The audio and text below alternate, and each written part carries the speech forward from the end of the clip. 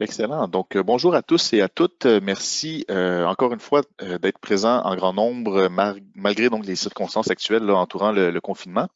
Euh, Petite chose à mentionner, il y a eu une erreur de notre équipe marketing lors de l'envoi de l'invitation. La présente capsule ne traitera pas des profils. Ce sera pour une autre présentation.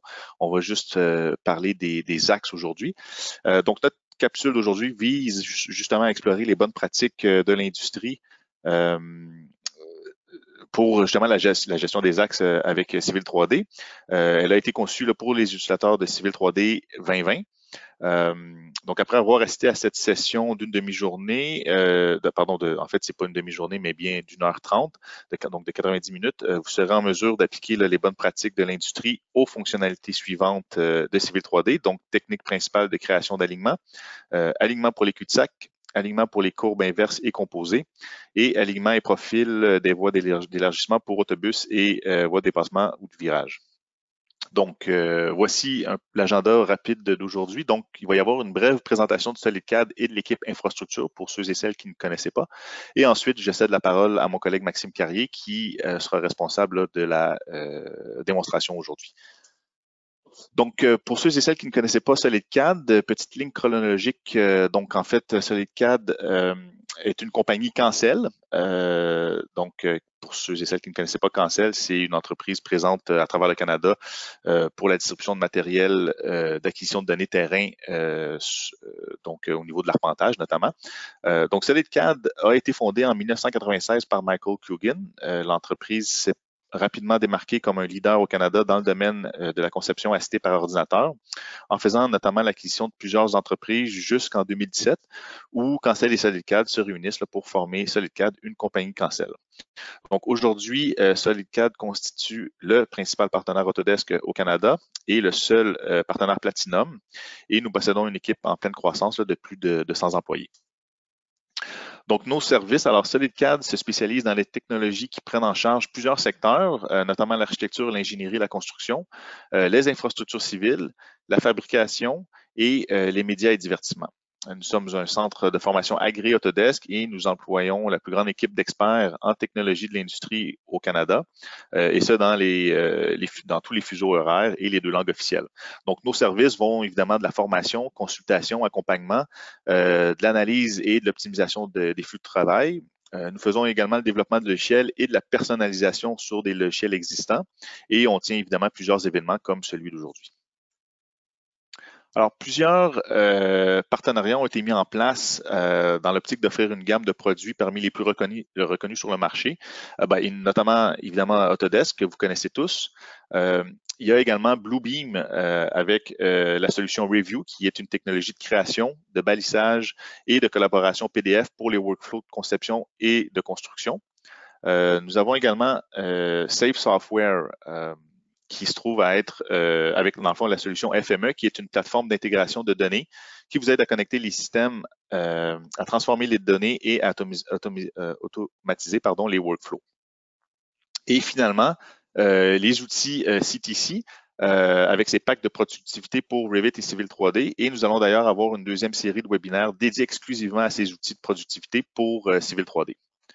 Nous avons des centres de formation à travers le Canada, donc 12 centres de formation, dont 2 au Québec, un à Ottawa également. Et voici l'équipe des ventes Génie Civil. Donc, au Québec, vous avez 2 directeurs de compte pour vous servir, moi-même, Maxime Grimard, et mon collègue Louis Robin.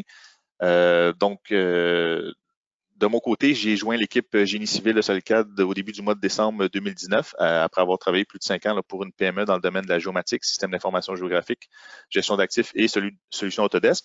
Louis sera responsable du webinaire le prochain webinaire la semaine prochaine. Je pense que plusieurs parmi vous connaissez déjà très bien Louis, qui est dans le secteur depuis très longtemps. Alors, au niveau d'équipe technique, vous avez ici l'équipe technique SolidCAD pour l'ensemble du Canada. Vous remarquerez que nous avons des techniciens dans 4 provinces et ceux-ci sont appelés à se déplacer régulièrement là, à travers le pays. Et vous pouvez également voir les spécialistes de les spécialisations de chacun de nos consultants techniques. Donc, avant de céder la parole à mon collègue Maxime Carrier, je voulais juste vous rappeler les prochains webinaires gratuits. Donc, le prochain sera le 14 avril, toujours dans la série des webinaires sur les bonnes pratiques civiles 3D. Donc, le 14 avril sur les projets 3D. Ensuite, le 28 avril sur les réseaux de canalisation gravitaire et sous pression. Et par la suite, on a notre deuxième série de webinaires justement sur les outils de productivité civile 3D, donc de l'entreprise CTC, avec les Sim Project Suite et la Sim Manager Suite. Et finalement, le 6 mai prochain, webinaire Bluebeam Review pour les ingénieurs et civils. Maxime, je te cède la parole. Bonjour tout le monde. Je vais prendre le contrôle. Je pense que Monsieur Francky, regardant les questions, Maxime, Oui. il y a des troubles avec son son. Si tu peux valider avec lui s'il y a quelque chose à faire de mon côté. Si je suis pas, j'espère qu'on m'entend. À l'inverse, montrer mon écran, super. Les profils, c'est quand, Joe? On va voir. On va le mentionner, on va en discuter un peu à l'intérieur de la formation. Mais en fait, ce qu'on aurait couvert à l'intérieur des axes et des alignements, essentiellement la manipulation des éléments fixes, flottants et libres risque d'être très similaire à l'intérieur des profils. Mais on en reparlera, Joe. Je te retiendrai au courant. C'était Jonathan Morin à qui je répondais à la question. Bon, donc, on retourne à nos moutons. Bonjour à tout le monde. Moi, c'est Maxime Carrier. Je vous accueille ici présent à ma formation, mon petit complément sur les axes et les alignements. On va discuter des bonnes pratiques aujourd'hui. Comme M. Grimard l'a mentionné, les bonnes pratiques de l'industrie. Notre, notre intérêt premier de faire cette présentation, c'est de couvrir des éléments qu'on n'a pas le temps de voir à l'intérieur de formation de base. Des éléments qui, une fois lorsqu'on se trouve au marché du travail, sont toutefois vitales à comprendre lorsqu'on veut travailler de la manière la plus smooth possible là, dans ce contexte-ci avec les axes, mais éventuellement avec les corridors, avec les réseaux de canalisation et j'en passe. Donc, aujourd'hui, nous nous attarderons aux axes. Vous allez me dire, Max, pourquoi passer 1 heure et demie sur les axes? Pourtant, c'est tellement simple. Il y a quand même des éléments qui sont relativement complexes ou peu utilisés. L'utilisation dans les méthodes de création notamment, ce qu'on va couvrir aujourd'hui, l'utilisation des contraintes surtout.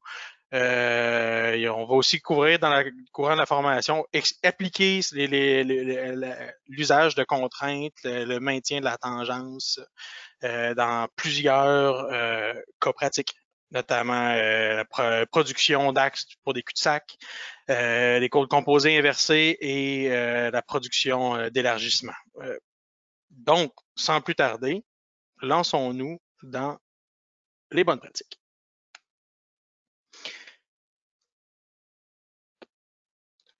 Pour commencer, lorsqu'on travaille avec les aliments, la plupart des gens vont travailler à partir de designs déjà existants. Ce que je veux dire, c'est potentiellement prendre des polylignes 2D ou des designs provenant d'un client, d'un collègue et qui n'utilisaient pas, les axes de Civil 3D et sont ensuite transformés à l'intérieur de Civil 3D. Ce qui est problématique, c'est qu'on doit avoir une certaine maîtrise des contraintes, de la notion de trait tangent, de segment tangent, de segments fixes, flottants et libres, pour la simple et bonne raison que lorsqu'on le transforme, on a une perte de la fameuse tangence. Et dans plusieurs contextes de design, notamment le contexte routier, la tangence est primordiale pour éviter qu'il y ait un cassé à l'intérieur de vos routes. On voudrait aussi, il y a certains points d'intersection, si on va y jeter un coup d'œil dans nos contraintes, il y a certains aussi points d'intersection qui peuvent être problématiques à gérer. Si jamais je fais une petite démonstration, là ici j'ai une ligne qui a été complètement transformée à partir d'une polyligne. La polyligne a été initialement conçue de manière tangente, mais une fois transformée à l'intérieur de Civil 3D en alignement, eh bien, tous les morceaux sont considérés comme étant des morceaux fixes. Ce que j'entends par fixe, si jamais on jette un coup d'œil à l'intérieur, puis on voit, là, il y a des outils à l'intérieur de Civil 3D qui nous permettent de voir s'il y a un flag. Il nous donne un flag pour savoir s'il y a un maintien de la tangence ou pas. Le maintien de la tangence va être le non-maintien de la tangence va être montré par un symbole d'avertissement. Et pour régler cette situation, il faut aller jouer à l'intérieur. Oh, j'ai un petit bug graphique. Super. Un instant. Si j'édite, si je vais remettre dans l'éditeur de géométrie. Oh, super. Ça, c'est le beau petit bug où je dois fermer Civil et le rouvrir. Il y a des petits bugs d'édition de géométrie, malheureusement, à l'intérieur de Civil. Je vais vous en montrer un. On va essayer de contourner le problème. Lorsqu'on fait une transformation à partir d'une polyligne, bref, il y a plusieurs manières de régler, de contrôler, de régler, de confirmer si la situation si nos contraintes de design sont maintenues ou pas. Évidemment, comme dans toute bonne démo, il y a des petits bugs techniques. Ce sera pas très long.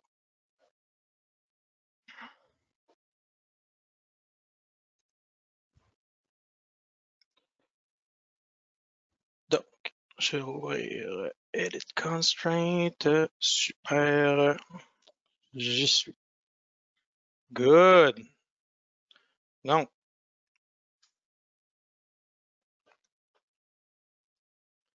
si je sélectionne mon axe et que je m'en vais dans l'éditeur de géométrie, bon, ce qui se passe, c'est que le bug que j'ai rencontré m'avait souvent problématique lorsqu'on ouvre plusieurs dessins à la fois, qu'on travaille depuis un certain temps à l'intérieur de l'interface de Civil 3D. Plusieurs boutons disparaissent dans le contrôle de la géométrie des objets. C'est un problème qui peut se régler sans problème, mais ça va demander de sauvegarder et de fermer Civil 3D ou de rafraîchir le logiciel. Donc, maintenant que nous sommes revenus à nos moutons,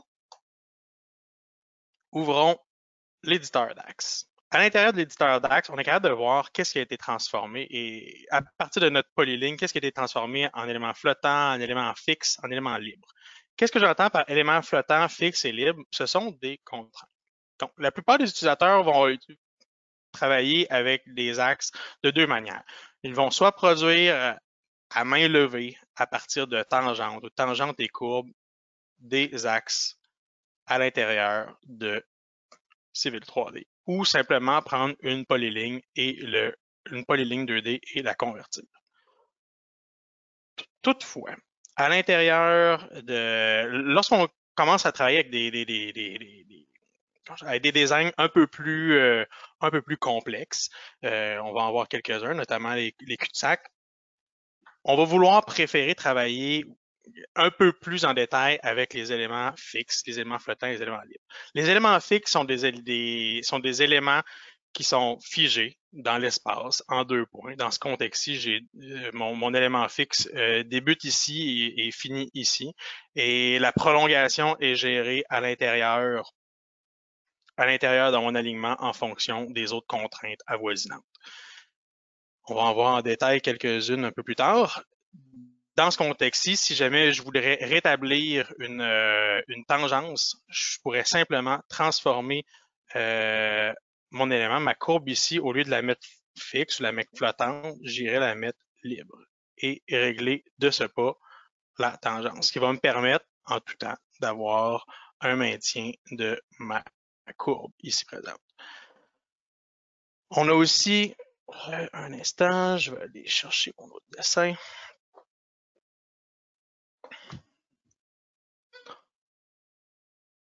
Lorsqu'on fait une conversion à partir d'une polyligne ou lorsqu'on se met à tracer à partir de certains éléments fixes, soit des segments, des courbes dans l'espace ou lequel on veut absolument que notre dessin passe avec le bon rayon de courbure, avec la bonne longueur, le bon alignement, le bon axe. On vient à gérer sagement nos éléments, et nos éléments de contrainte et aussi nos points d'intersection. Le mélange des deux peut être un peu cafouilleux parfois. Par exemple, si je prenais un de mes éléments fixes ici, je me mets à le pivoter. Prenez attention à mon point d'intersection qui est ici. Il se met à se déplacer parce que mon point d'intersection, le point auquel je veux absolument qu'il y ait une gestion de ma tangence des éléments, malheureusement, n'est pas, entre guillemets, résolu. Donc, il n'est pas fixe à un endroit précis. Si jamais je voulais maintenir mes pays tout en gardant mes notions d'éléments fixes, mes courbes libres, mes segments flottants, si jamais je voudrais simplement garder ma géométrie telle quelle, on passe le curseur sur les pays qu'on veut maintenir au bon endroit et on clique, on voit un petit réseau de pays qui est ici. Là. Une fois que ça s'est fait, on a une prolongation de mes contraintes fixes vers le pays et peu importe où je vais bouger, il n'y aura pas de translation. Mais la géométrie de mes points d'intersection sera maintenue. C'est une belle petite, un beau petit truc à voir. C'est simplement, si jamais on veut y retourner dans l'ancien mode où le point d'intersection est simplement une intersection de deux éléments et dynamiquement modifiable, on peut simplement repasser notre curseur sur le pays. On ne clique pas et on fait simplement faire apparaître la boîte pour décomposer le pays ou le remettre à son statut initial. Donc, à partir de ce moment-là, on est capable de rééditer notre courbe à notre guise. Ça nous donne une certaine flexibilité au niveau de la gestion de la géométrie de nos courbes.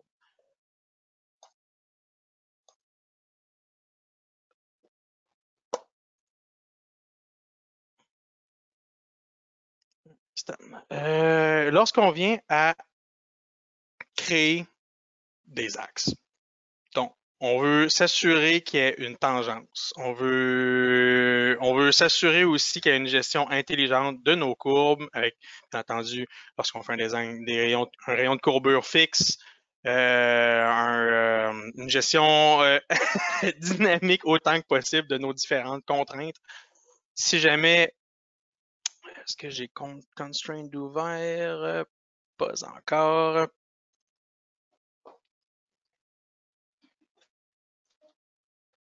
Si jamais je veux faire une gestion intelligente de mes contraintes à l'intérieur, par exemple, aller chercher un rayon de courbure précis, aller me baser sur certains axes, je vais vous faire une petite démonstration. Il faut apprendre à utiliser intelligemment nos éléments fixes et nos éléments flottants. J'arrête pas de les mentionner depuis tout à l'heure, parce qu'ils ont une importance relativement capitale. Et la manière dont on va les dessiner va aussi être tout aussi important. Pour l'instant, j'ai un axe j'ai un axe routier qui vient superposer ma surface, mon terrain naturel environnant. Je suis en train de contourner un gigantesque rocher et je voudrais aller intégrer des courbes flottantes et des courbes flottantes, des courbes libres et des éléments fixes au travers de mon dessin. Pour ce faire, il faut observer le sens du chaînage. Parce que lorsqu'on trace nos contraintes d'alignement, si on ne travaille pas avec des pays, mais on travaille bien avec des contraintes fixes, flottantes et libres, il faut dessiner le tout dans le bon sens. Par exemple, si je voudrais que le tracé de mon alignement puisse aboutir à une droite vers la fin de mon tracé, je me dessinerais, j'irais me chercher, par exemple, une droite fixe en 2 points. J'irais relier mes 2 cercles ici, approximativement. Je tracerais mon axe dans le sens où je veux qu'il y ait une progression de chaînage. Je sais que mes chaînages partent de la gauche et vont vers la droite. Si jamais j'opérais dans le sens inverse, si je dessinais dans le sens inverse, la construction de l'axe gérerait ma contrainte comme si on allait dans l'autre direction. Donc, à considérer, toujours tracer vos contraintes dans le sens de votre design pour avoir un chaînage conséquent. Aussi qu'il y ait une compréhension dynamique et intéressante du logiciel. On souhaiterait aussi produire des courbes. Par exemple, ici, j'aimerais produire une courbe flottante qui va débuter d'un élément fixe ici, ce qui veut dire un élément qui a été défini en 2 points. Et ma courbe flottante, elle, va être fixée au même titre que j'ai fixé mon élément fixe en 2 points ici. Ma courbe flottante va être fixée en 1 point et va être dépendante d'un élément. Par exemple, si je clique sur une courbe flottante, on me demande d'abord et avant tout à partir de quelle entité je vais être dépendante. La courbe flottante est dépendante, on le voit dans les petits icônes, est dépendante seulement en un point d'un axe. Je vais sélectionner l'axe voulu.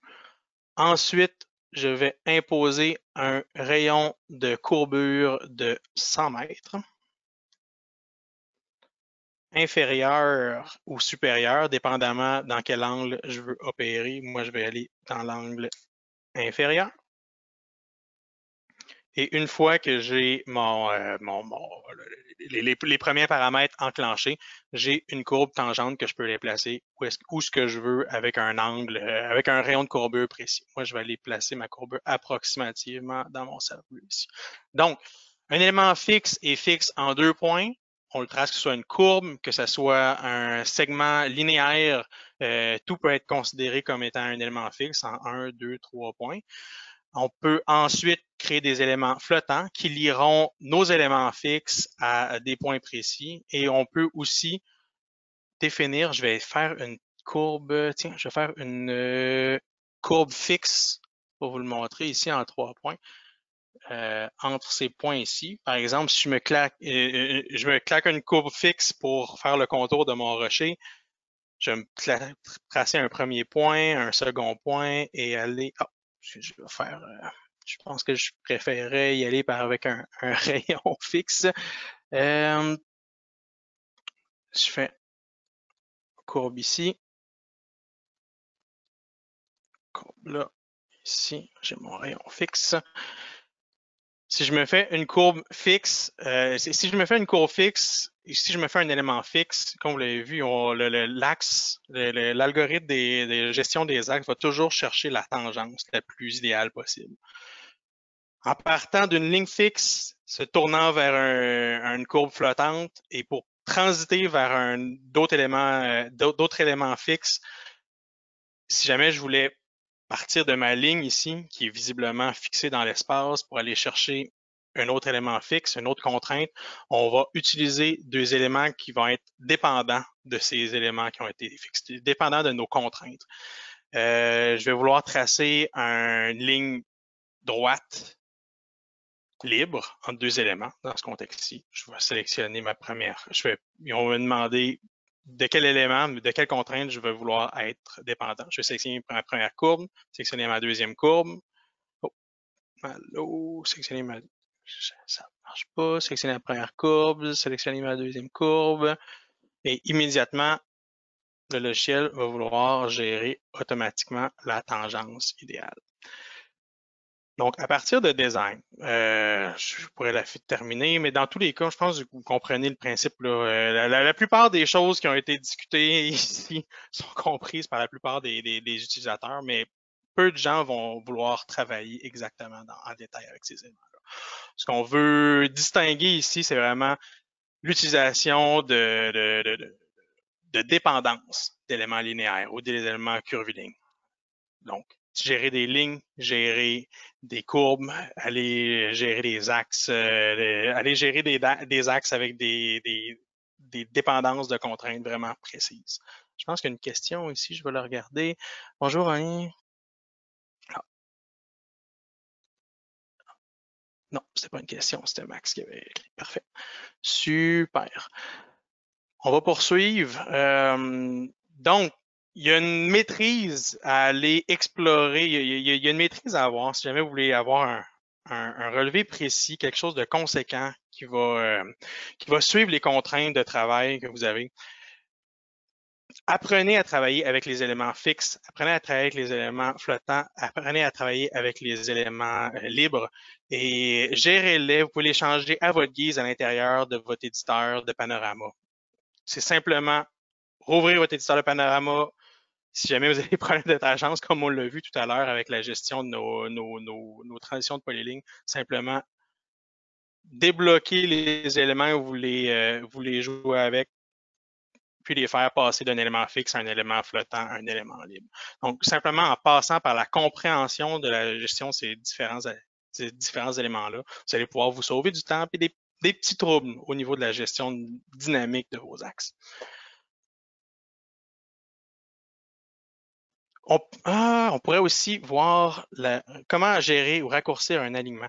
Souvent, le projet que vous allez avoir à gérer va avoir tendance à être raccourci ou ajusté. Il n'y a pas de manière intelligente de raccourcir un alignement à l'intérieur de Civil 3D.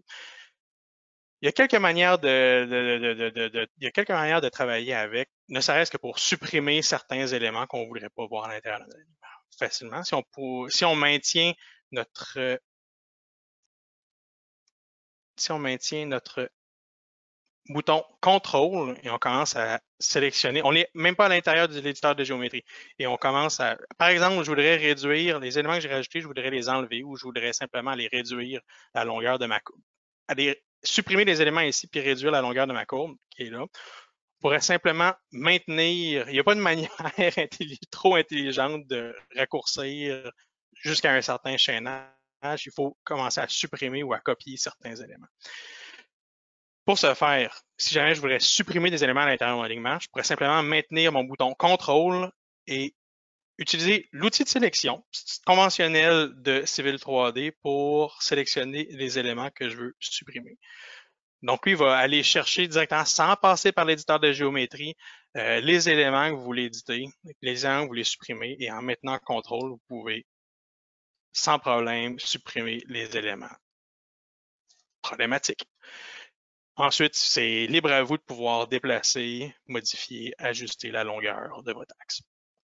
Vous pouvez aussi, si jamais vous voulez raccourcir, par exemple, le début, la fin, ou vraiment simplement maintenir une portion de votre alignement, vous pouvez créer une copie d'axe à partir d'un axe existant. C'est une autre manière intelligente de gérer la longueur de votre axe. Il suffit simplement de spécifier l'axe qu'on veut, entre guillemets, copier et lui spécifier de quel chaînage à quel chaînage on veut le recopier. Et dès que c'est fait, terminé, on se relance dans un processus de création d'axe. Il suffit de simplement créer un nouvel axe, supprimer l'ancien. Oh, pas le bon. Supprimer l'ancien et le tour est joué. Vous avez un axe réduit exactement aux proportions que vous voulez. C'est des petits trucs comme ça pour trimer votre axe dans la gestion de vos éléments qui pourraient être vraiment pratiques pour vous, j'ai l'impression. On va tomber dans les petits cas pratiques. Maintenant, je pense que c'est compris. On va tomber dans les petits cas pratiques. Je travaille avec des axes particuliers lorsque je viens produire des cul-de-sac. Lorsque je travaille avec des cul-de-sac, pourquoi je travaille avec des contraintes fixes, des contraintes flottantes, des contraintes libres? C'est parce que lorsqu'on conçoit mes cul-de-sac, plusieurs utilisateurs vont simplement utiliser une courbe en pourtour et l'utiliser comme cible, par exemple, pour arrêter des segments, arrêter un pavage au niveau d'une route. Moi, je travaille un peu différemment que la moyenne des ours lorsque je produis mes cul-de-sac. Et pour ce faire, ça me prend un axe de pourtour. Si je tourne à ma slide. Pourquoi je le fais? C'est parce que ça va me permettre d'avoir une composition de mes cul-de-sac vraiment plus sharp, plus précise, avec des entrées en terre en pourtour vraiment plus uniformes. La composition 3D de mon design sera idéale, en fait. Sera idéal. Il n'y aura pas d'aplatissement de bordure en extrémité. C'est vraiment la chose à faire si on produit un cul-de-sac. la chose idéale à faire. Pour ce faire, je vais utiliser les contraintes fixes et libres. Donc, je vais commencer à produire, par exemple, à partir de mon élément central de mon segment routier. Je vais partir de mon centre-ligne, la projeter avec 2 axes de décalage. Les axes de décalage vont servir simplement de référence pour faire je m'en servirai pas directement. Là. Je vais simplement m'en servir de référence pour produire mes segments fixes d'entrée et de sortie de la courbe. Ensuite, je vais me pointer une courbe fixe avec un rayon précis le long de mon axe à l'endroit où je veux exactement le centre de mon cul-de-sac. Les segments fixes vont être mes contraintes, donc vont imposer à mon axe le passage ou l'ordre de passage de mon alignement.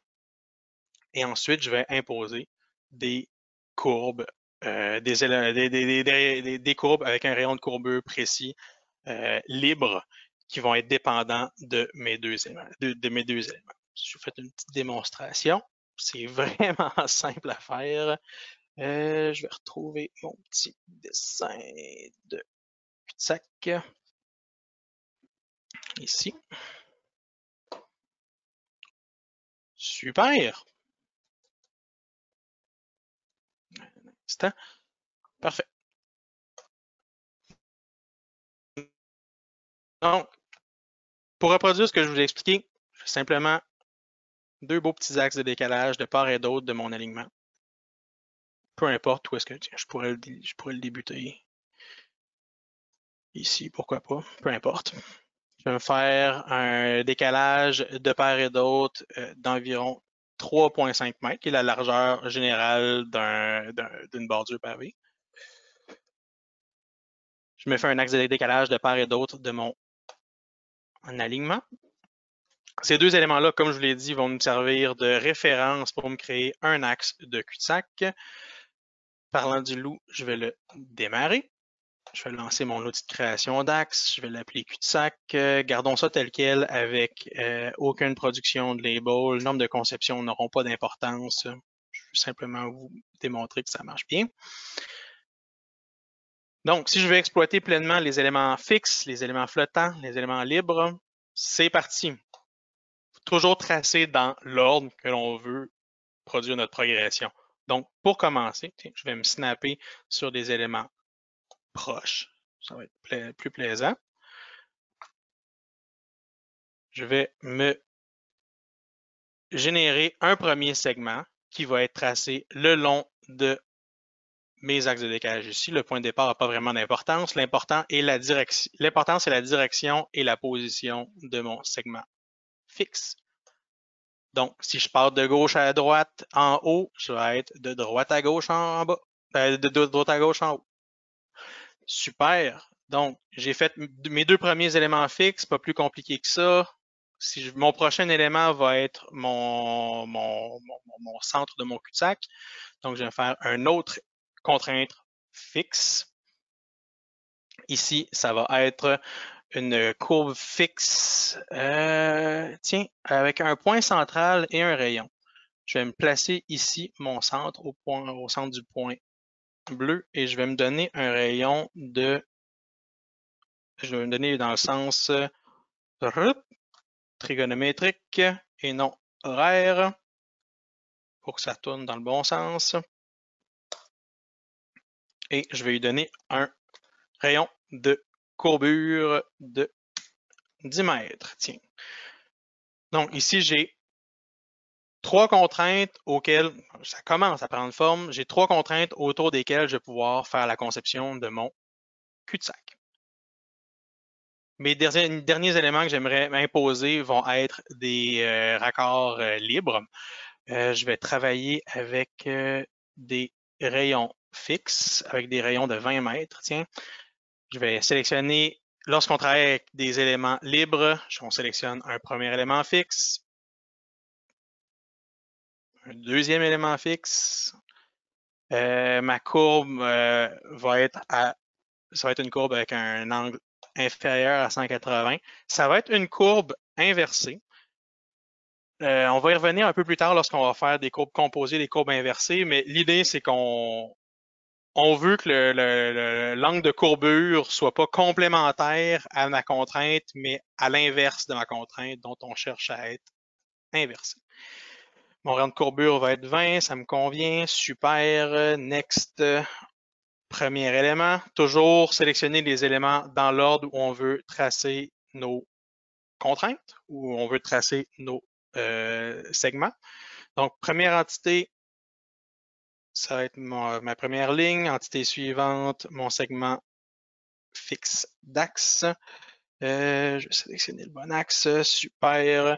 Ensuite, je vais préciser toujours les mêmes paramètres. Inférieur à 180, on veut que ça soit inversé. Et mon rayon de courbure va être de 20 mètres. Fait qu'en 2 temps, 3 mouvements, vous avez produit un axe autour desquels vous pourrez faire un beau design de cul-de-sac.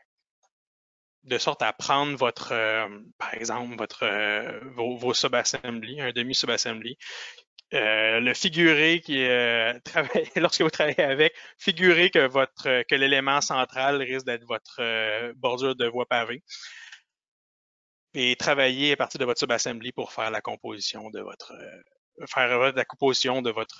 cul-de-sac. Aller préciser, par exemple, un profil central, un axe et un profil central précis comme target pour pouvoir tout refermer le tout, pour éviter qu'il y ait des effets de boucle au travers de votre design. Donc, c'était en 2 temps, 3 mouvements, comment composer un axe pour un cul-de-sac efficacement. Est-ce qu'il y a des questions jusqu'à maintenant? Concernant l'ordre d'axe, ça m'est arrivé, c'est Franck, ça m'est arrivé de faire une ligne fixe en 2 points de gauche à droite, par exemple, et par la suite, je fais une courbe flottante en définissant le rayon. Je m'attends à ce que ça continue dans le même sens de gauche à droite, mais C3D affiche du côté droite à gauche en attachant au début de ma ligne fixe. Pourquoi ça fait ça? Ça fait pas de sens. C'est des éléments qui peuvent être ajustés par la suite. T'énerve-toi pas. Ça serait du cas par cas. Je serais surpris de le voir là, à l'œuvre. En théorie, ça devrait pas se faire. En effet, si on s'en sort en s'inversant l'axe ou en jouant avec les grips, faudrait que je valide. Ça m'est personnellement jamais arrivé. Mais on pourrait faire un test ensemble. Je serais curieux de voir un cas pratique dans lequel ça s'est fait. Mais en théorie, dans le sens où on le trace, ça devrait bien marcher. En théorie. Bon, prochain cas spécifique, ça va être la gestion des courbes inversées. Parce que ça va se passer dans vos designs. Lorsqu'on vient à travailler avec différentes courbes, comment est-ce qu'on vient bien manager nos transitions de courbes? On s'entend, on ne fera pas à tous les fois des segments fixes. Il faut gérer intelligemment nos transitions. Un peu comme ce que j'ai fait tout à l'heure avec mon cul-de-sac. C'est simplement une gestion des paramètres en entrée lorsqu'on travaille avec ces éléments-là. Dans ce contexte-ci, j'avais un petit élément pratique un petit exercice pratique que je voulais vous montrer. C'était reverse curve. Parfait. Donc, dans le contexte de ma courbe renversée, ce que je vais faire, ça va être, je vais partir de 2 éléments fixes, comme on l'a vu dans ma présentation. Je vais partir de 2 éléments fixes. Je vais essayer de focusser sur certains points d'intersection et composer une transition en 2 courbes à l'intérieur.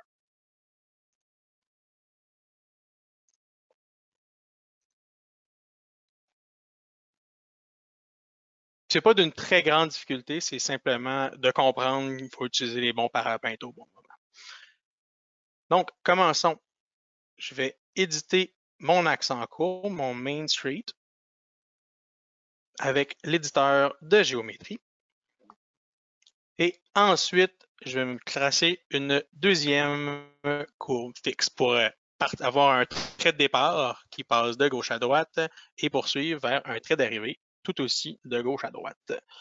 Je vais tracer une ligne fixe entre mes 2 points bleus pour lui, de gauche à droite, bien entendu, toujours. Et dès que je fais Enter, je viens d'appliquer une contrainte dans cette direction-ci. Donc, je vais forcer mon axe à passer par là lorsque je vais aller lui sélectionner une dépendance à cet élément fixe. Ensuite, je vais faire une première courbe. La première courbe va être une courbe flottante. Pourquoi? Parce qu'on ne peut pas lier deux éléments libres ensemble. L'élément libre va avoir besoin de deux contraintes. Donc, la première courbe va être une courbe dite flottante. Donc, si je m'en vais dans mon menu déroulant et que je m'en vais en dessous des mes éléments flottants, et même chose pour les éléments linéaires, on va toujours être fixe, flottant, libre. C'est vraiment dans le même ordre logique avec les différentes options de composition. Je vais me prendre une courbe passant par depuis l'entité et passant avec un rayon et un point final précis. Lorsque je lance une courbe flottante, elle est toujours dépendante en un élément et non pas en deux éléments. Donc, je vais commencer par mon élément de départ, indiquer un rayon de courbure de 60 mètres, tien inférieur à 180 degrés, excellent. Si j'avais fait supérieur à 180 degrés, on aurait vu une tendance à faire une loupe progressant autour de notre design flottant. Donc, à considérer, idéalement, la plupart des gens vont utiliser le paramètre inférieur à 180 degrés. Je vais lui donner une, tiens, ça ne sera pas une longueur, je vais lui donner un point de passage approximatif à, tiens, juste légèrement en dessous du point bleu ici. Et pour compléter, faire ma courbe composée, je vais faire ma courbe renversée, je vais lancer un élément libre, un élément de courbe libre qui va passer de ma courbe flottante vers mon élément linéaire. Simplement cliquer un élément, simplement cliquer l'autre élément, confirmer qu'on ne fera pas une loupe, qu'on n'ira pas à supérieur à 180 degrés. Et c'est là où la magie se passe. Vous voulez inverser la courbe parce que sinon, il va toujours chercher à poursuivre toujours dans l'esprit de conserver la tangente, il va toujours vouloir composer, poursuivre la courbure de la chose. Nous, on veut aller à l'inverse. Donc, il faut l'aider un petit peu pour pouvoir travailler avec les courbes libres. Donc, on y va avec une courbe inversée. Et je vais lui donner un rayon de courbure similaire. On pourrait varier, mais je vais lui donner le même rayon de courbure pour le secret de la simplicité ou la paresse. Rayon de courbure à 60 mètres. C'est comme ça qu'on a fait notre courbe renversée. Donc, toujours travailler avec des éléments fixes. Vous ne pouvez pas travailler avec deux éléments libres, un à côté de l'autre. L'élément libre doit absolument travailler à partir de deux contraintes. Donc, vous devez jouer intelligemment avec les éléments fixes, les éléments flottants et les éléments libres si jamais vous voulez faire des tracés. Ou travailler à partir d'une polyligne, mais là, vous perdriez les joies de l'usage des contraintes et du maintien dynamique des tangentes ici. Ensuite, un autre cas spécifique que je voudrais couvrir avec vous. Je serais surpris qu'on couvre, à moins que vous ayez des questions, là, je serais surpris qu'on couvre sur les alignements l'ensemble de l'heure et demie de la formation. Je serais pas surpris qu'on déborde avec les corridors, mais avec les axes, probablement qu'on va s'en tenir à l'intérieur d'un modèle d'une heure, on va voir. Donc, entre-temps, n'hésitez pas à poser des questions. Puis si j'ai pas les solutions, on va se reparler assurément bientôt. Je vais vous revenir là-dessus. Donc, n'hésitez pas à utiliser le menu approprié à l'intérieur de GoToWebinar si vous avez des questions. On va peut-être avoir un peu de temps de parler de profil aussi, pourquoi pas. Je vais aller dans mes courbes composées. Pour les courbes composées, c'est exactement dans le même esprit que pour les courbes inversées. C'est simplement qu'au lieu de travailler avec le paramètre inversé, on va travailler avec le paramètre composé. Pas plus compliqué que ça. Donc, on travaille avec des éléments de segment fixe. Ah, je vois une question qui est popée. Super. comment faire une spirale? La spirale, on peut faire une gestion de la spirale à l'intérieur de nos, en fait, à l'intérieur de notre, une bonne question, à l'intérieur de notre gestionnaire de géométrie. Il y a des fonctions de gestion de spirale automatisées, vraiment intelligentes. Si vous faites un tracé manuel à partir par exemple, à partir des tangentes, vous pouvez voir là, ici, là, il y a, c'est un peu dans le même esprit que les courbes composées. On peut ici, dans vos options, spécifier des spirales d'entrée et des spirales de sortie. Puis il y a une quantité relativement phénoménale de méthodes de calcul de méthodes de calcul d'approximation de vos rayons de courbure.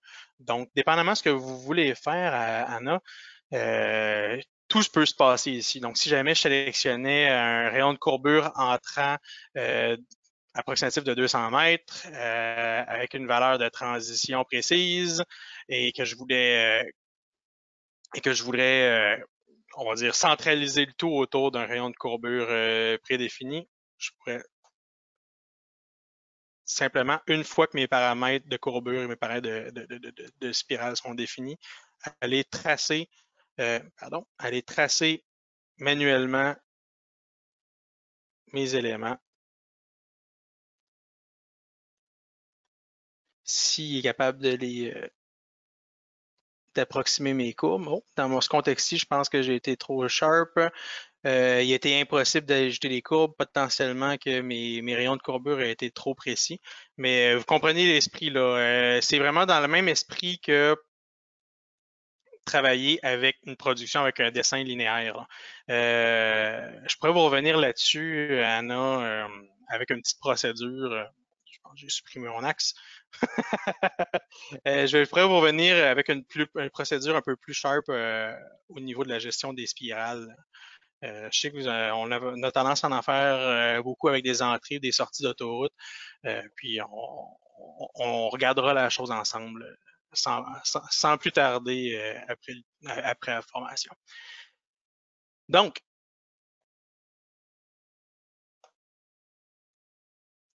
continuons notre programme. Je reviendrai, Anna, là-dessus. On va faire des éléments, on va faire une courbe composée ici. Pour ce faire, simplement tracer vos éléments fixes à partir desquels, même chose que pour la courbe renversée, faire une première courbe qui va être flottante. On l'utilise souvent lorsqu'il y a des transitions, un peu comme les spirales, lorsqu'il y a des transitions, des transitions de rayons de courbure au niveau de l'attaque de nos courbes. Par exemple, ici, si je lance une première courbe flottante, je vais toujours de gauche à droite commencer par l'associer à mon premier élément fixe. Je vais lui donner un rayon de courbure de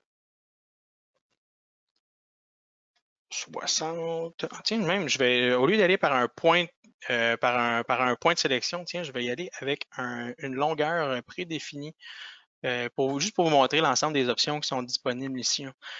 Si je lance dans les courbes flottantes, là pour l'instant, jusqu'à maintenant, j'ai toujours lancé à partir d'une entité avec un rayon fixe, avec un point de passage. Il y a toute une panoplie, je vous laisse les explorer, il y a toute une panoplie de contraintes que vous pouvez utiliser. Dans ce contexte-ci, je vais utiliser courbe flottante avec une entité, rayon et longueur prédéfinie. Donc, si je pars d'une première entité, je vais aller dans le sens horaire. Tiens. Et je vais pour tourner dans ce sens-là plutôt que dans l'autre. Trigonométrique et il y aurait pu juste dire anti-horaire, mais trigonométrique, ça a l'air que c'était une la meilleure option qu'ils ont eu à la traduction. Je vais préciser un rayon de courbure un peu plus large pour commencer, pour finir avec un rayon de courbure un peu plus serré. Donc, je vais commencer par un rayon de courbure de 60. Je vais y aller avec une longueur. On a d'autres options, des longueurs de corde notamment, qu'on pourrait utiliser, longueur de flèche aussi, mais moi, je vais y aller avec une longueur de segments. Donc, avec ma première courbe, on voit qu'avec mon rayon de courbure, je viens pas complètement me fermer sur mon premier élément linéaire. Si jamais je voulais que ça compléter le tout, je ferais entre mon élément flottant et entre mon élément fixe une énième courbe libre qui serait codépendante des deux éléments qu'on vient de tracer. Je vais tracer une courbe libre. Tiens, qu'est-ce que je pourrais explorer? Ah, ça va être à partir d'une courbe composée avec un rayon fixe. Ça va être plus simple comme ça. Je vais sélectionner mon premier élément, mon deuxième élément, angle inférieur à 180 degrés, et c'est là où ça se passe au lieu d'être inversé, puis on cherche à aller à l'inverse de notre rayon de courbure, ce qui marche aussi. On va essayer d'aller en mode composé. Mon rayon de courbure va être je vais passer de 60 mètres à 30 mètres. Et avec une tangence respectée, on réussit à faire nos traits. Ce que ça signifie, c'est que si jamais je venais à déplacer les segments, il va toujours chercher à respecter les différentes contraintes que j'ai imposées. Et il va chercher d'abord et avant tout à aller se placer sur le premier rayon de courbure et après, s'il est capable de résoudre la deuxième courbe, il va aller se fixer sur mon élément libre qui est ici. Donc, à considérer, c'est vraiment lorsqu'il y a des... surtout lorsqu'il y a des changements dans vos... pas juste dans le scope, dans la longueur de vos tracés, dans l'étendue du projet, mais aussi dans la modification, dans la révision de vos éléments. Ça va être beaucoup plus simple de travailler lorsque tous vos éléments sont tangents et pleinement dynamiques entre eux. Ça va vraiment être aidant pour vos prochaines révisions de projet. C'était ce qui couvrait nos courbes composées. Je voudrais finir par les élargissements. On aura peut-être un peu de temps pour couvrir les axes de raccordement, mais l'important, ça va être de maintenir le cap. Je vais vous montrer comment produire des élargissements. On va surtout les utiliser dans des cas pratiques. En fond, souvent, à partir d'un axe de décalage, nos axes de décalage vont pouvoir servir, être modifiés allègrement au travers des élargissements comme étant des cibles faciles, efficaces, par exemple dans le contexte routier, faire dans ce contexte-ci un arrêt de bus. On va avoir des voies de passage aussi sur des routes provinciales ou des routes locales. Il y a beaucoup de potentiel à travailler avec les élargissements, mais des gens l'expérimentent pas tant que ça. Si jamais je peux vous convaincre de vous convertir aux élargissements, j'aurais fait mon travail aujourd'hui. Je vais aller chercher mon dessin offset. Donc, dans ce contexte-ci, j'ai une centre-ligne pour mon axe routier. Je vais produire de part et d'autre des axes de décalage autour desquels je vais vouloir produire, dans ce contexte-ci, un arrêt de bus. Donc, un élargissement temporaire avec une longueur définie pour servir le format de mes autobus. Offset, super. Donc, je vais sélectionner mon élément, mon axe central, et je vais lui demander de me produire des axes de décalage. Pour ceux qui n'ont jamais expérimenté les axes de décalage, c'est vraiment formidable. Ça va créer deux axes de part et d'autre avec des distances, un peu comme j'ai fait tout à l'heure. Je me suis pas éternisé sur la question. Là. Ça fait des axes de part et d'autre qui vont être dépendants de l'axe central. Donc, si jamais j'ai à le bouger, mes axes vont bouger avec ceux-ci. Et vous allez voir, même mes décalages vont poursuivre. Donc, si jamais vous avez des modifications en cours de route de vos designs, très aidant d'avoir tout cet aspect dynamique avec tout ça. Pour le salut de certains des utilisateurs qui voulaient voir du profil aujourd'hui, lorsqu'on produit des axes de décalage, on peut servir de notre profil, si on en a un inclus, notre profil central. Là, dans ce contexte-ci, je n'ai qu'un axe 2D avec aucun profil de design inclus, mais on pourrait simplement aller chercher dans les options de gestion des axes de décalage, aller prendre notre profil central de notre design et aller le projeter un peu pour simuler notre écoulement de part et d'autre de de nos axes. Dans le fond, inclure une copie projetée en tenant compte de notre sens d'écoulement dans ce contexte-ci de notre chaussée pavée. Pour avoir une projection de notre profil 3D à l'intérieur de nos... dans le fond, ça nous ferait une énième target supplémentaire auquel on pourrait aller chercher pour se fixer dans l'espace au niveau de au niveau de notre design 3D. Donc, ça permettrait pas juste les axes de décalage de faire une projection 2D, mais une projection 3D de nos designs de part et d'autre de notre axe à explorer éventuellement. Donc, dans ce contexte-ci, je vais faire un axe de part et d'autre sur toute la longueur de notre axe principal. C'est lancé. Je vais ensuite lancer, lorsqu'on sélectionne un de nos, vous voyez, là, il y a un axe de décalage ici, c'est vraiment cool. Pour vous prouver que les axes de décalage sont dynamiques, si je déplace le tout, vous allez voir la géométrie de nos axes de décalage projetés de part et d'autre de notre axe central suivent uniformément notre design initial. Donc, en tout temps, il va garder un aspect dynamique de tout ça, à moins que vous fassiez la charmante idée d'exploser le tout va rester dynamique. N'explosez pas. Les axes de décalage vont avoir des options aussi indépendantes. Il y a un micro ouvert. C'est toi, Max? Oui, en fait, il y avait une petite question sur le dernier point, à savoir si on prend en considération les super élévations lors de ta dernière C'est une excellente question. À ma connaissance, je vais jeter un coup d'œil. À ma connaissance, les super élévations ne sont pas tenues en compte. Il faudrait que je valide. Non, à ma connaissance, les super élévations ne sont pas maintenues en compte. Mais dans tous les cas, c'est simplement, c'est un outil simpliste, là, vous allez me dire. Là. Pour l'instant, les axes de décalage, à ma connaissance, ne tiennent pas en compte des super élévations. Bonne question, bonne réponse. Bonne question. J'imagine que ça va être de la part de. Ah, c'est Louis-Alexandre, super. Mais je vais quand même vous le revalider si jamais il y a si jamais j'ai manqué de quoi ou si jamais il y a une procédure pour aller les chercher puis éditer vos actes de décalage pour tenir en compte des super élévations.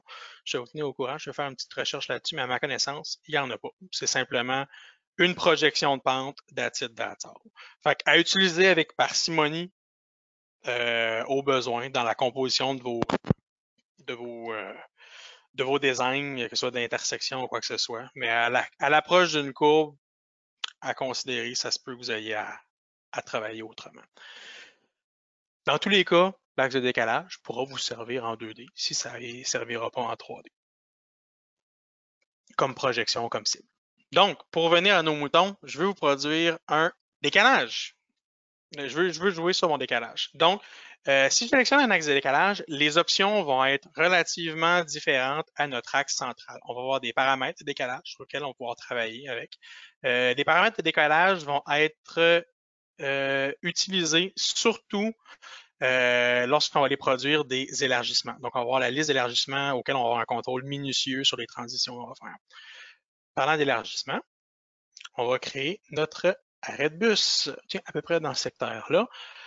Donc, j'ai des options d'élargissement qui viennent s'ajouter ici à l'intérieur de mes axes de décalage. Je fais simplement sélectionner mon axe voulu, ajouter un élargissement et on va me demander, voulez-vous que je crée un nouvel axe? On pourrait simplement travailler avec le nouvel axe comme étant un autre axe de décalage indépendant à l'axe de décalage qu'on a ou créer un élargissement immédiatement si on dit non, ce que je vais faire, créer un décalage immédiatement à l'intérieur de notre axe.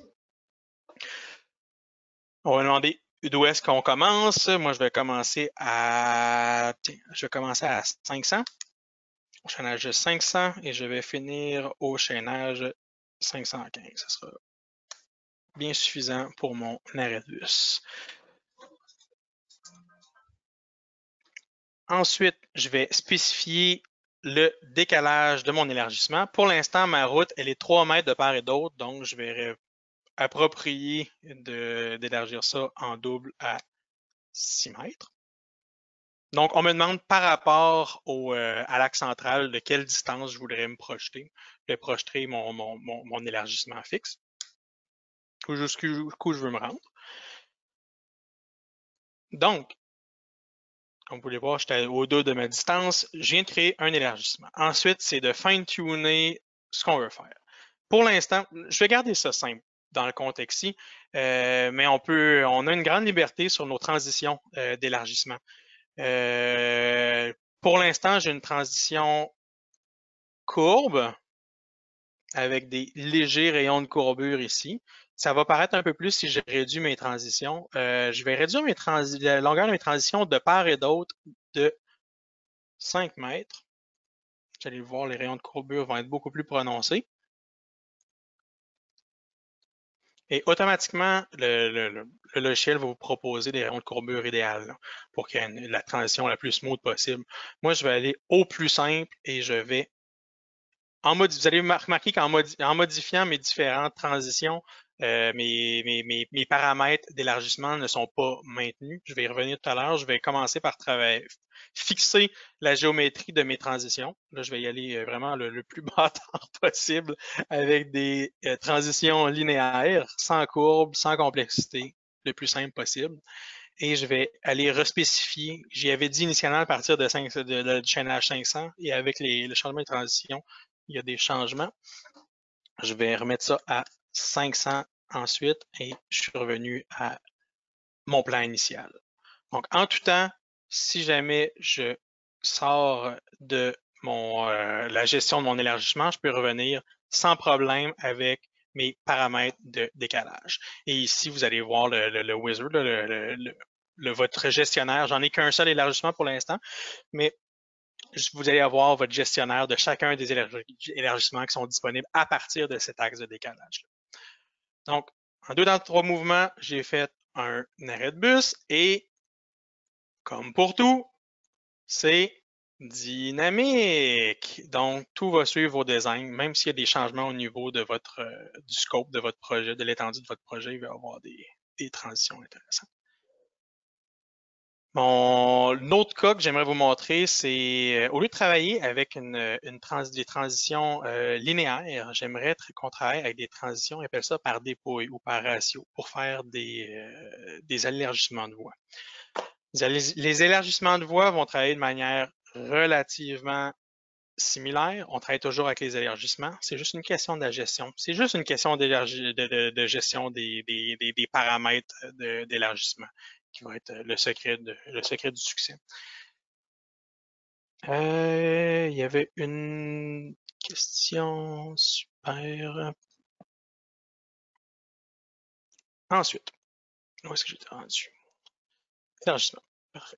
On retourne à mes.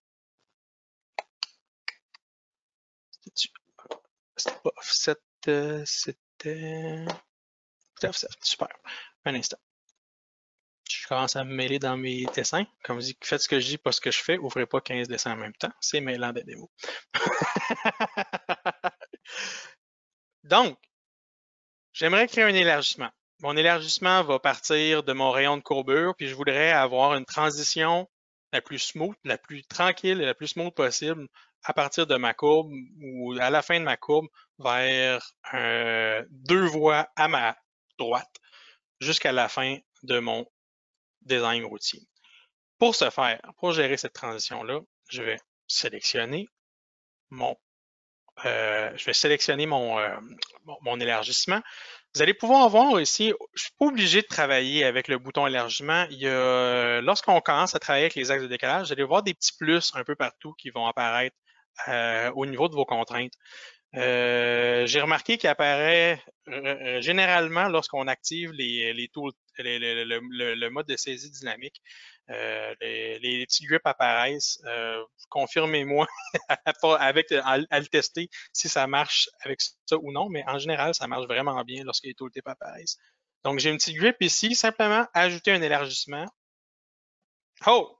Naturellement, il ne me demandera même pas les paramètres, fait que c'est à considérer, mais je peux y revenir tant que je veux à partir de ma gestion de mes paramètres de décalage.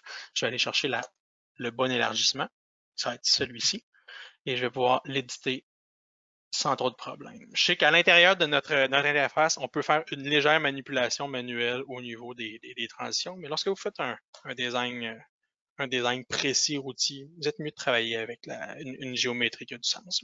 Une géométrie il ne faut pas être juste symbolique là, et manuel. Donc, une fois que je suis centralisé dans mes paramètres de décalage sur l'élargissement que je veux, on va travailler en mode, non pas avec une transition d'une longueur définie comme on l'a fait tout à l'heure, on va travailler avec un mode par dépouille. Donc, je vais travailler avec une transition linéaire et un peu comme un ratio de pente, je vais travailler avec un ratio de transition. Donc ici, je vais faire un ratio 1 pour 30. Donc, pour chaque 1 mètre, pour chaque 30 mètres avancés, je me tasse de 1 mètre en termes d'élargissement. Une transition vraiment, vraiment smooth pour passer d'une voie à une autre, pour avoir un élargissement de voie. C'est un mode. Moi, je trouve ça vraiment plus aisant pour les élargissements. C'est une autre approche aussi pour gérer vos élargissements. Je vais commencer le tout à... Tiens, je vais faire un décalage de 6 mètres, pourquoi pas. Naturellement, il l'a mis avec un paramètre par défaut de mon template à 11 mètres. Et ensuite, 6 mètres comme pour doubler ma voie initiale. Et je vais débuter le tout au chaînage 19-40, un peu plus loin après ma courbe. Ce serait fou de faire un élargissement dans la courbe. Soyons conséquents. Donc, donc j'ai précisé, on veut aller chercher on veut débuter notre élargissement officiellement à partir de notre chaînage 1940 et on veut que de 1940 au chaînage initial de notre transition, qu'il y ait une transition une transition par dépouille 1 dans 30, une transition linéaire. Donc, c'est une manière simple d'utiliser les paramètres de décalage pour faire des designs simples et efficaces. Évidemment, tout ça est très dynamique. Donc, si jamais j'ai à déplacer mon design, il n'y a pas de problème, mon élargissement va suivre.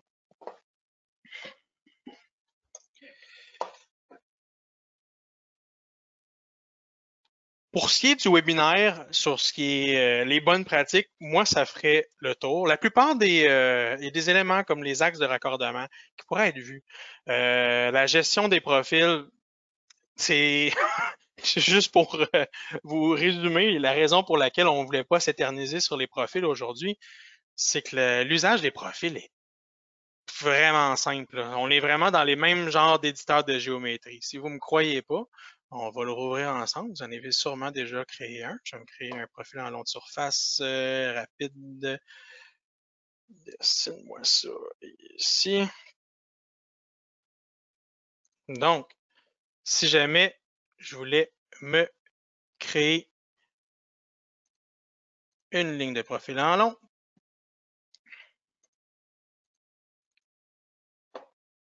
les contraintes sont, vous allez voir là, les contraintes linéaires et curvilignes suivent exactement le même principe. Beaucoup d'utilisateurs vont travailler avec des best fit à partir des courbes best fit à partir de la surface telle que définie. Plusieurs vont travailler avec les commandes transparentes pour fixer des pentes, mais on peut aussi travailler sans problème si on veut aller chercher des points de passage, si on veut aller chercher des points de passage, imposer des courbes avec des rayons de courbure bien précis. On peut travailler aussi, même principe que les alignements, un peu moins fréquent, mais moins principe qu'avec les alignements, avec les axes, avec des éléments fixes, des éléments flottants et des éléments libres. C'est pour ça que je ne vais pas m'éterniser trop sur l'usage des profils.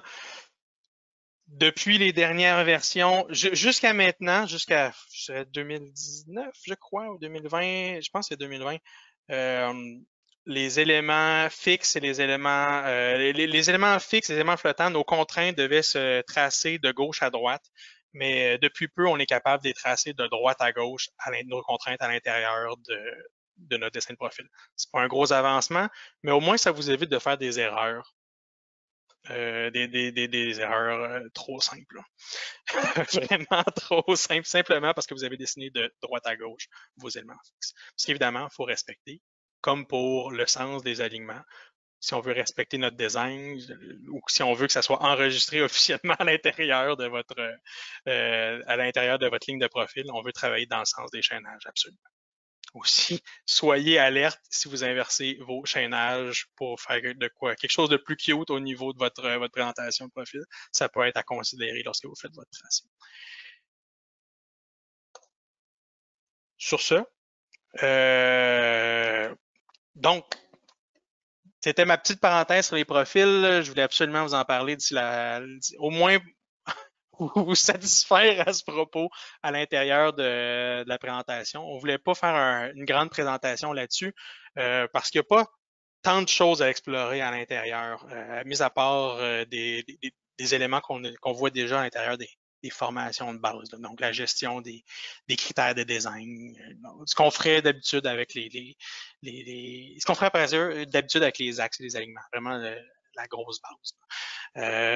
Toutefois, avec les axes, on va gérer des éléments, des éléments de design un peu plus complexes. Les axes de raccordement, on va le voir à l'intérieur de nos formations avancées, avec la gestion notamment avec la gestion des intersections. C'est tout aussi simple à utiliser que des axes de décalage. On peut créer des élargissements au travers des axes de décalage, au travers des axes de raccordement. C'est simplement c'est simplement la simplicité même. C'est simplement la simplicité même.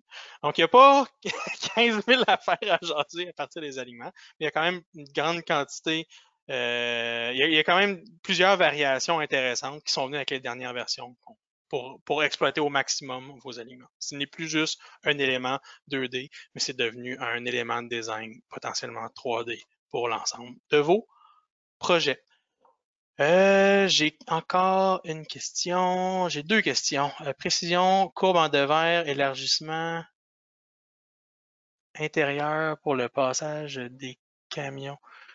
Je suis pas sûr de comprendre. Courbe en devers, élargissement intérieur pour le passage des camions. Ça, ce serait. OK, ce serait pour le maintien. Je suis pas certain pour le maintien des transitions. Courbe en devers. Ah oui, pour les super élévations, oui. Encore une fois, il faudrait valider si les super élévations sont gérées à partir des élargissements. J'en douterais fort, mais je vais le revalider avec vous sous peu. Je vais vous revenir dans un email sous peu s'il y a des améliorations prévues, s'il n'y en a pas à l'heure actuelle. Jonathan Morin nous dit, peut-on lier les élévations des décalages d'axes après la création de la ligne de profil proposée? Donc, si jamais j'ai des changements au niveau de la ligne proposée, est-ce que je peux changer le profil auquel... OK. Peut-on lier les élévations des décalages d'axes après la création de la ligne? Je sais où est-ce que tu t'en vas. Lorsqu'on crée des axes de décalage, on est pas mal... Jusqu'à preuve du contraire, on est pas mal coincé avec avec le profil proposé, à moins qu'il ait fait un ajustement au niveau des propriétés. Je comprends, Jonathan, ton interrogation. Lorsque je crée un axe de décalage, on prédéfinit le profil qu'on veut projeter. Alors, est-ce que cet ça ici, cet élément est dynamique. S'il y a des changements dans notre ligne de profil proposée, ça devrait suivre.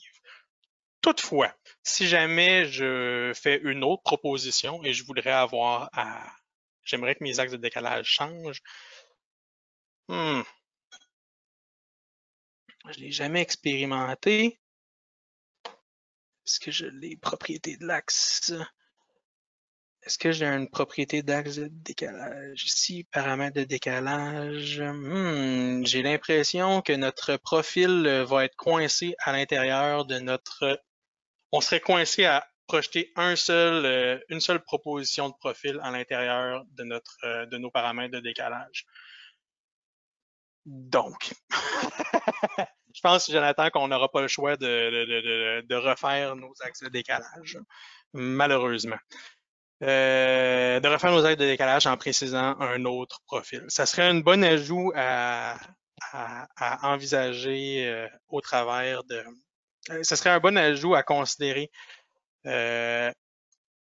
au travers des options offertes je vais l'avoir par Autodesk. On pourrait faire une proposition à eux. Ne serait-ce qu'au moins, on n'aura pas à refaire manuellement l'ensemble de nos élargissements, repasser par la gestion de nos axes de décalage. Pour l'instant, c'est encore une faiblesse. On s'entend, les axes de décalage avec la projection de profil, c'est très récent. Il y a de place à l'amélioration, ça c'est certain. Et c'est définitivement, ça devrait pas être une exception, là. On veut projeter plusieurs dans un design, on n'aura pas le choix de projeter plusieurs solutions, plusieurs options de présentation, plusieurs options de design. C'est inévitable. Ça va être un outil à envisager au travers de la gestion de nos axes de décalage. Pour toutes les questions que j'ai pas réussi à répondre, je vais tâcher d'y répondre dans les prochaines 24 heures ou d'ici lundi au courant de la journée. Je vais vous revenir par email en détail à chacune des réponses, pour chacune des réponses, avec des explications hautes en couleurs et détaillées. Vous en faites pas. Si jamais les interrogations restent, n'hésitez pas à me contacter.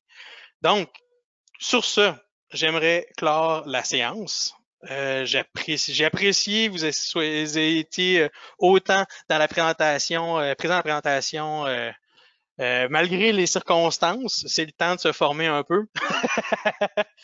Je vous ai fourni dans les handouts, dans la section handouts du GoToWebinar, les slides que je viens de vous présenter.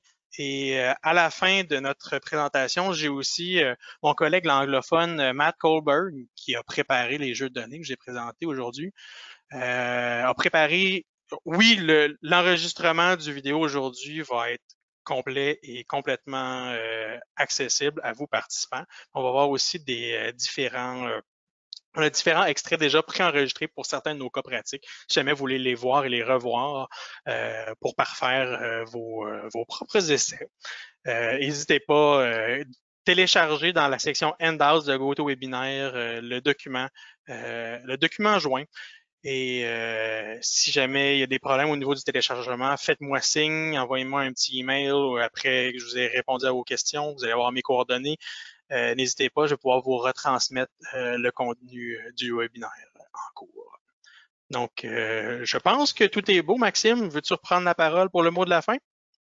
Non, Maxime, en fait, Maxime, tout est beau. Écoute, moi, juste peut-être pour aviser les participants, j'ai copié le lien dans la section chat du webinaire pour que les participants puissent s'inscrire au prochain webinaire gratuit. Donc, vous pouvez également regarder dans cette section pour le lien d'un envoi de courriel, en fait, qui avait été fait là, avec l'application Mailchimp. Donc voilà. Mais sinon, c'est parfait. C'était très instructif. Et puis, on vous remercie tous de votre participation. C'est très, très apprécié de notre côté. Au plaisir. Passez une excellente journée.